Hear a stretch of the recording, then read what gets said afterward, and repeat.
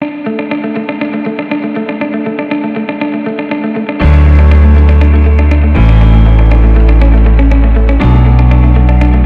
बच्चों, कैसे हो आप सब लोग। स्वागत है आपका दिव्या मैम की साइंस क्लास में। तो बच्चों, हमने पाठ 3 शुरू कर लिया है और पाठ 3 में हमने पढ़ा था कि धातुओं की अभिक्रियाशीलता का क्रम बनाने का प्रयास करेंगे, यानी 3.2.2 से हम आगे पढ़ना स्टार्ट करेंगे। तो बच्चों, मुझे उम्मीद है कि आप मेरे पहले वाले वीडियो देख रहे हैं, और अगर नहीं देख रहे हैं तो पहले उनको देख लीजिए, जिससे आपको आगे की पढ़ाई अच्छे से समझ में आ जाए। और मेरे चैनल पे नए हैं तो उसको सब्सक्राइब ज़रूर करिए और लाइक और शेयर भी अवश्य करिए। तो बच्चों, शुरू करते हैं आज का पाठ 3.2.2 से। धातुएं जब जल के साथ अभिक्रिया करती हैं तो क्या होता है। हम धातु और अधातु पाठ पढ़ रहे हैं बच्चों, आपको मालूम ही होगा, क्लास 10th का चैप्टर 3 है ये। क्रियाकलाप 3.10। सावधानी, इस क्रियाकलाप में शिक्षक के सहयोग की आवश्यकता है। जो हम अब क्रियाकलाप करेंगे उसमें टीचर के सहयोग की आपको आवश्यकता रहेगी। क्रियाकलाप 3.9 की तरह ही समान धातुओं के नमूने एकत्रित कीजिए। ठंडे जल से आधे भरे बीकर में नमूने के छोटे टुकड़ों को अलग अलग डालिए। कौन सी धातु ठंडे जल से अभिक्रिया करती है। यानी पहले हमने कुछ धातुओं के टुकड़े लिए और उनको ठंडे जल से अभिक्रिया करने के लिए बीकर में डाला। तो ठंडे पानी के साथ अभिक्रियाशीलता के आधार पर उन्हें आरोही क्रम में व्यवस्थित कीजिए। क्या कोई धातु जल में आग उत्पन्न करती है। थोड़ी देर बाद क्या कोई धातु जल में तैरने लगती है। जो धातुएं ठंडे जल के साथ अभिक्रिया नहीं करती हैं, उन्हें ऐसे बीकरों में डालिए जो गर्म जल से आधे भरे हुए हों। जो धातुएं गर्म जल के साथ अभिक्रिया नहीं करती हैं, उसके लिए चित्र 3.3 की तरह उपकरण व्यवस्थित कीजिए तथा भाप के साथ उसकी अभिक्रिया को प्रेक्षित कीजिए। कौन सी धातुएं भाप के साथ भी अभिक्रिया नहीं करती है। जल के साथ अभिक्रियाशीलता के आधार पर धातुओं को अवरोही क्रम में व्यवस्थित कीजिए। तो बच्चों, ये चित्र 3.3 है। इसमें धातुओं की पहले ठंडे जल से, फिर गर्म जल से और उसके बाद भाप से अभिक्रिया कराई जा रही है। तो धातु पर भाप की क्रिया, ये द्रोणी है, इसमें गैस जार है, जल है, ये निकास नली है। इस तरह के उपकरण से ये धातु हैं जिन पर भाप की क्रिया कराई जा रही है। जल के साथ अभिक्रिया करके धातुएं हाइड्रोजन गैस तथा धातु ऑक्साइड उत्पन्न करती हैं। ये हमने पहले भी पढ़ा था कि धातु जब जल के साथ अभिक्रिया करती है तो हाइड्रोजन गैस देती है और धातु के ऑक्साइड भी उत्पन्न करती है। जो धातु के ऑक्साइड जल में घुलनशील है, जल में घुलकर धातु हाइड्रोक्साइड प्रदान करते हैं, लेकिन सभी धातुएं जल के साथ अभिक्रिया नहीं करती हैं। तो बच्चों, सारी धातुएं जल के साथ अभिक्रिया नहीं करती, लेकिन जो करती है वो धातु ऑक्साइड देती है। और धातु ऑक्साइड जल में घुलनशील भी होते हैं और जो कुछ नहीं भी घुलनशील होते हैं। धातु प्लस जल, एरो धातु ऑक्साइड प्लस हाइड्रोजन। अब है धातु ऑक्साइड प्लस जल, एरो धातु हाइड्रोक्साइड। पोटेशियम एवं सोडियम जैसी धातुएं ठंडे जल के साथ तेजी से अभिक्रिया करती है। सोडियम तथा पोटेशियम की अभिक्रिया तेज तथा ऊष्माक्षेपी होती है। बच्चों, ऊष्माक्षेपी और ऊष्माशोषी अभिक्रियाएं मैं आपको पहले भी बता चुकी हूँ। जिनसे ऊर्जा निकलती है ऊष्माक्षेपी होती है, और जिनसे जो ऊष्मा को लेती है वो ऊष्माशोषी अभिक्रिया होती है। तो सोडियम तथा पोटेशियम की अभिक्रिया तेज होती है और ऊष्माक्षेपी होती है। इससे उत्सर्जित हाइड्रोजन तत्काल प्रज्वलित हो जाती है। इसकी समीकरण क्या आएगी बच्चों, ये आएगी रासायनिक अभिक्रिया इसकी 2K, यानी K यानी पोटेशियम और 2Na, Na यानी सोडियम। तो पहली वाली देखते हैं हम अभिक्रिया, 2K plus 2H2O arrow 2KOH plus H2 plus ऊष्मीय ऊर्जा। अब है 2Na plus 2H2O arrow 2NaOH plus H2 plus ऊष्मीय ऊर्जा। जल के साथ कैल्शियम की अभिक्रिया थोड़ी धीमी होती है। यहाँ उत्सर्जित ऊष्मा हाइड्रोजन के प्रज्वलित होने के लिए पर्याप्त नहीं होती है। Calcium plus 2H2O arrow CaOH whole twice plus H2। तो बच्चों जल के साथ कैल्शियम की अभिक्रिया जो होती है वो थोड़ी धीमी धीमी होती है और यहाँ उत्सर्जित ऊष्मा हाइड्रोजन के प्रज्वलित होने के लिए पर्याप्त नहीं होती। यानी हाइड्रोजन निकलती तो है लेकिन जो ऊष्मा निकलती है वो इतनी नहीं होती कि हाइड्रोजन को वो जला दे, जबकि इससे पहले वाली अभिक्रिया में इतनी ऊष्मा निकली थी कि उसने हाइड्रोजन को तुरंत जला दिया था। तो इसका समीकरण भी बच्चों देख लिया हमने। अब आगे बढ़ते हैं। क्योंकि उपरोक्त अभिक्रिया में उत्पन्न हाइड्रोजन गैस के बुलबुले कैल्शियम धातु की सतह पर चिपक जाते हैं, अतः कैल्शियम तैरना प्रारंभ कर देता है। मैग्नीशियम शीतल जल के साथ अभिक्रिया नहीं करता है, परंतु गर्म जल के साथ अभिक्रिया करके वह मैग्नीशियम हाइड्रोक्साइड एवं हाइड्रोजन गैस उत्पन्न करता है। चूंकि हाइड्रोजन गैस के बुलबुले मैग्नीशियम धातु की सतह से चिपक जाते हैं, अतः यह भी तैरना आरंभ कर देते हैं। तो बच्चों जो मैग्नीशियम, जैसे हमने पढ़ा था ना, मैग्नीशियम को जलाते हैं शुरू शुरू में ऑक्सीजन के साथ, वही मैग्नीशियम है ये शीतल जल के साथ अभिक्रिया नहीं करता, लेकिन अगर गर्म जल के साथ इसकी अभिक्रिया कराएं तो जो हाइड्रोजन गैस बनेगी उसके जो बुलबुले हैं वो मैग्नीशियम धातु की सतह से चिपक जाते हैं और तैरने लगते हैं। एल्युमिनियम, आयरन और जिंक ये जो धातुएं होती हैं न तो शीतल जल के साथ और न ही गर्म जल के साथ अभिक्रिया करती हैं। एल्युमिनियम देखा होगा जिसके अपने कुकर बनते हैं और बर्तन बनते हैं, खाना पकाने वाले एल्युमिनियम कहते हैं उसको। आयरन यानी लोहा और जिंक जो धातु होती है ये ठंडे जल से और गर्म जल से अभिक्रिया नहीं करते हैं। आपने देखा होगा ना बच्चों, लोहे की कोई चीज़ चाहे ठंडे पानी में डालो या गर्म पानी में डालो वह वैसी ही रहती है। लेकिन भाप के साथ अभिक्रिया करके यह धातु ऑक्साइड और हाइड्रोजन प्रदान करती है।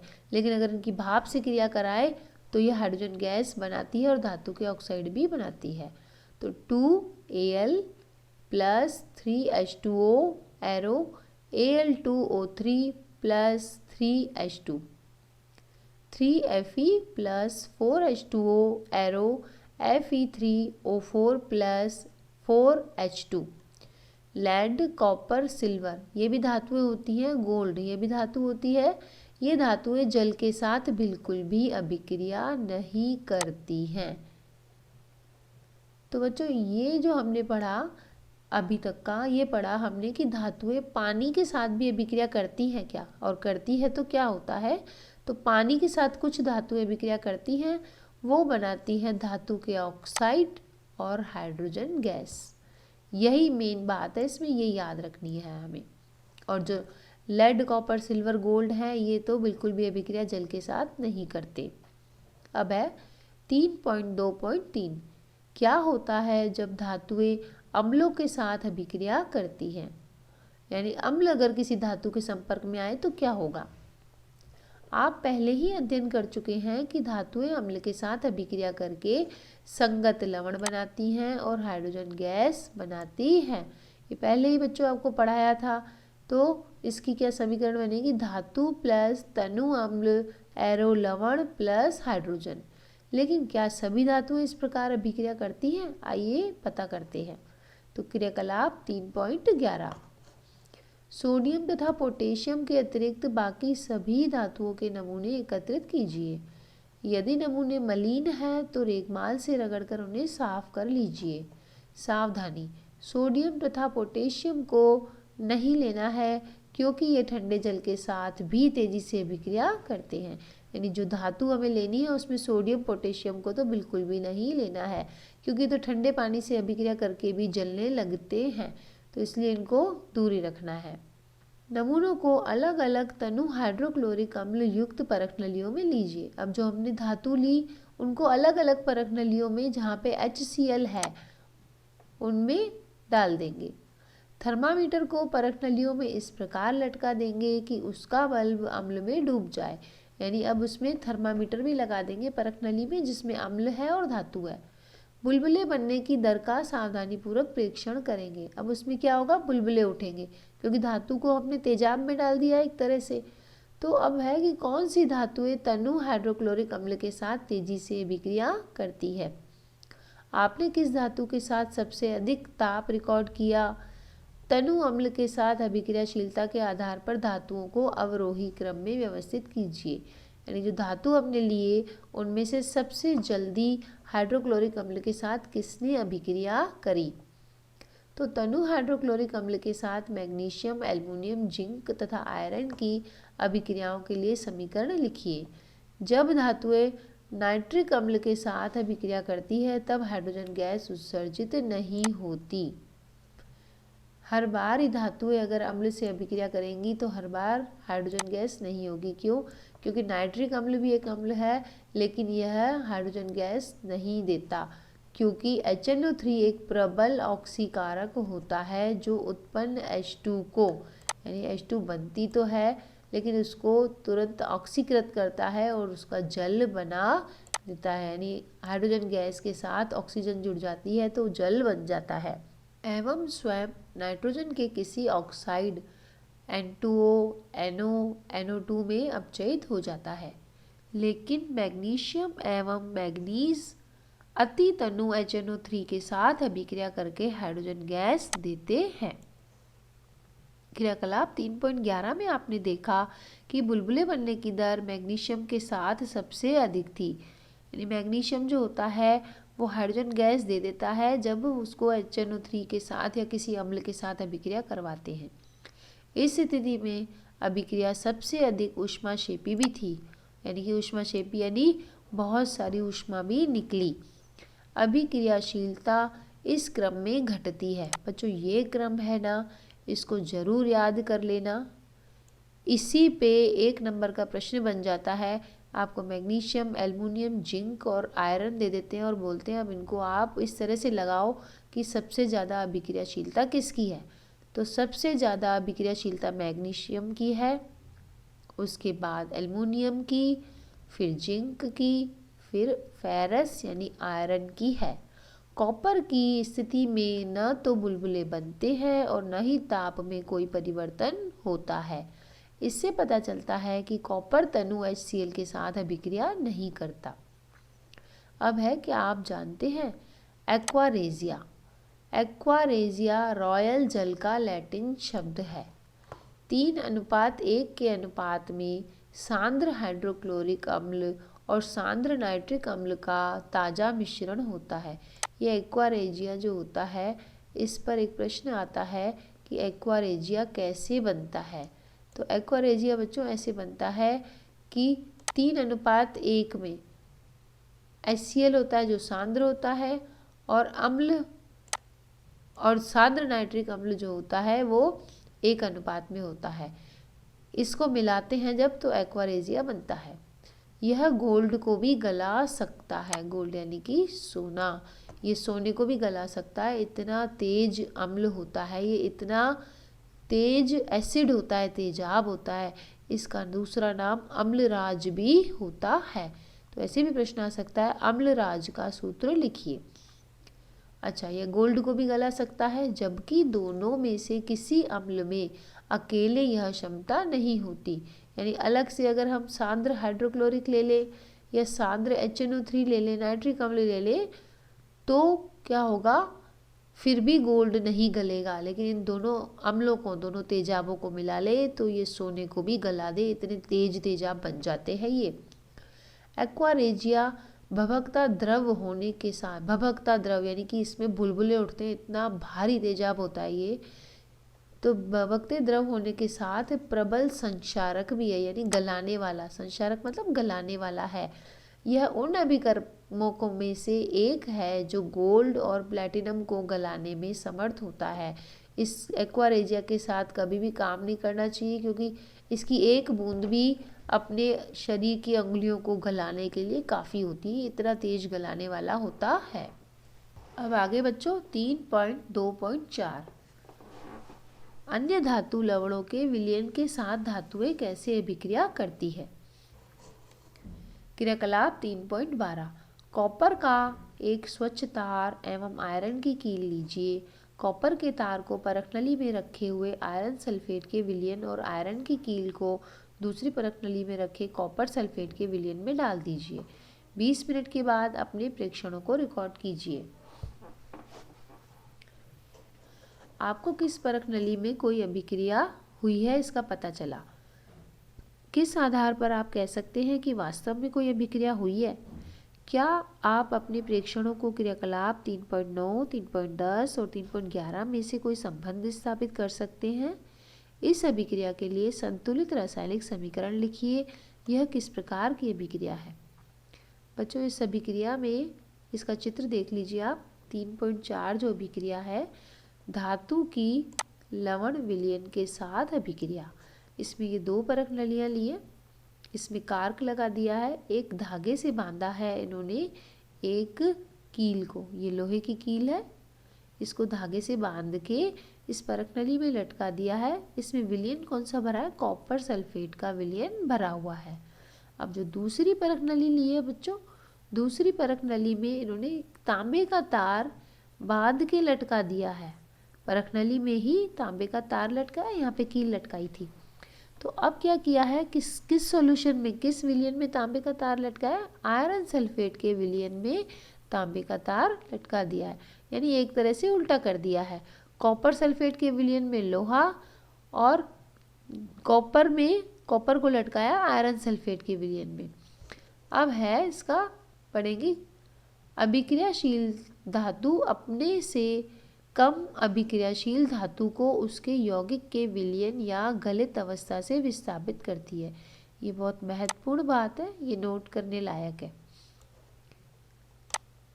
इसका मतलब क्या हुआ मैं आपको बता देती हूँ कि जो ज़्यादा अभिक्रियाशील धातु होती है वो अपने से कम अभिक्रियाशील धातु को उसके यौगिक के विलयन से, यानी जो विलयन भरे हुए हैं ना, यहाँ से हटा देती है, विस्थापित कर देती है, क्योंकि जो भी ज़्यादा अभिक्रियाशील धातु होती है वह उसकी जगह आ जाती है। पिछले खंड में हमने देखा कि सभी धातुओं की अभिक्रियाशीलता समान नहीं होती। हमने ये देखा कि पानी के साथ तो मैग्नीशियम भी क्रिया कर लेता है लेकिन लोहा क्रिया नहीं करता, तो सबकी अभिक्रियाशीलता अलग अलग होती है। हमने ऑक्सीजन, जल और अम्ल के साथ विभिन्न धातुओं की अभिक्रियाशीलता की जांच की, लेकिन सभी धातुएं इन अभिकर्मकों के साथ अभिक्रिया नहीं करती हैं। सब धातुएं होती हैं, ये हर किसी के साथ अभिक्रिया नहीं करती हैं। इसलिए हम सभी धातुओं के नमूनों को अभिक्रियाशीलता के अवरोही क्रम में नहीं रख सके। आपने अध्याय 1 में जो विस्थापन अभिक्रियाओं का अध्ययन किया वह धातुओं की अभिक्रियाशीलता का उत्तम प्रमाण प्रस्तुत करता है। इसे समझना बहुत ही आसान और सरल है। अगर धातु A धातु B को उसके विलयन से विस्थापित करती है तो यह धातु B की अपेक्षा अधिक अभिक्रियाशील है। यानी कि विलयन है, B का लवण विलयन है और धातु अपनी A है, तो A धातु ने क्या किया, इस लवण विलयन से B को हटा दिया, तो हटाने वाला हमेशा ही ज़्यादा अभिक्रियाशील होता है। तो इसकी समीकरण ये बनेगी, धातु A प्लस B का लवण विलयन, इस एरो A का लवण विलयन बन जाता है और धातु B की अलग हो जाती है। तो इसमें हम कहेंगे धातु A ज़्यादा अभिक्रियाशील थी, जो कि खुद तो धातु थी और इसके लवण के विलयन से B को हटा के खुद उसके लवण के विलयन में आ गई। अब है क्रियाकलाप 3.12 में आपके प्रेक्षणों के आधार पर कॉपर तथा आयरन में से कौन सी धातु अधिक अभिक्रियाशील है। अब है 3.2.5 सक्रियता श्रेणी। इस प्रश्न का उत्तर बच्चों अभी आपको इस सक्रियता श्रेणी से मिलेगा। सक्रियता श्रेणी वह सूची है जिसमें धातुओं की क्रियाशीलता को अवरोही क्रम में व्यवस्थित किया जाता है। तो बच्चों ये प्रश्न बनता है, सक्रियता श्रेणी किसे कहते हैं। तो यह जो अंडरलाइन कर रही हूँ मैं, यह इसका उत्तर हो जाएगा कि जिसमें धातुओं की क्रियाशीलता को अवरोही क्रम में स्थापित करते हैं वह सक्रियता श्रेणी कहलाती है। यानी ये जो सीरीज़ है ये हमने ही बनाई है, धातुओं को ऐसे सेट किया है कि जो सबसे अधिक क्रियाशील है, फिर सबसे कम क्रियाशील है, इस तरह से इनको रखा है अवरोही क्रम में। विस्थापन के प्रयोगों के बाद क्रियाकलाप 1.9 तथा 3.12 निम्न श्रेणी को विकसित किया गया है, जिसे सक्रियता श्रेणी कहते हैं। यानी प्रयोग करके वैज्ञानिकों ने ये श्रेणी बनाई है। ये श्रेणी बहुत इम्पोर्टेंट है बच्चों, इस सक्रियता श्रेणी को अच्छे से याद कर लेना आप। इसमें किस तरह से याद करना है? Potassium, sodium, calcium, magnesium, potassium, sodium, calcium, magnesium. फिर बोलना aluminium, zinc, iron, lead, hydrogen, copper, mercury, silver, gold. ये जो है 4-4 के समूह या 3-3 के समूह बनाकर आपको ये याद करनी है। अब इसको इस तरह से सिंबल्स इसके लिख देना और तीर के निशान के इस तरफ लिखना सबसे अधिक अभिक्रियाशील। तो सबसे अधिक अभिक्रियाशील अगर मैं आपसे पूछूं तो आप क्या बोलोगे? के। पोटेशियम सबसे अधिक अभिक्रियाशील है। अच्छा, अब इसको कैसे व्यवस्थित किया कि जो सबसे नीचे होगी ना वो सबसे कम अभिक्रियाशील होगी। तो सबसे कम अभिक्रियाशील क्या निकल के आई? हमारी Au यानी गोल्ड। गोल्ड यानी सोना। तो सोना जो होता है गोल्ड, वो सबसे कम अभिक्रियाशील होता है। तो ये सक्रियता श्रेणी में बार बार कह रही हूँ, इसको आप अच्छी तरह से याद कर लेना, इसमें से प्रश्न बनते हैं। तो बच्चों ये जो सक्रियता श्रेणी थी आज हम यहीं तक पढ़ेंगे, और इससे आगे पढ़ने के लिए आप मेरे अगले वीडियो को देख लेना बच्चों। और उम्मीद करती हूँ कि अब तक का पढ़ाया आपको समझ भी आ रहा है और अच्छे से समझ में आ रहा है। आपको लग रहा है कि मैडम कुछ मेहनत कर रही है, तो मेरे चैनल को प्लीज़ लाइक ज़रूर करिए और आपके जो भी फ्रेंड्स हैं उनके साथ इस चैनल को शेयर करो। और पहली बार देख रहे हो तो आप इसको सब्सक्राइब भी करो और बेल बटन भी दबाओ, ताकि आपको मेरे और नए नए वीडियोस मिलते रहें बच्चों। आप जब लाइक करते हो तो मुझे प्रोत्साहन मिलता है कि मैं आपके लिए और मेहनत करूं, ताकि आपको पूरा कोर्स करवा सकूं। तो बच्चों मिलते हैं अगले वीडियो में, तब तक के लिए बाय बाय बच्चों।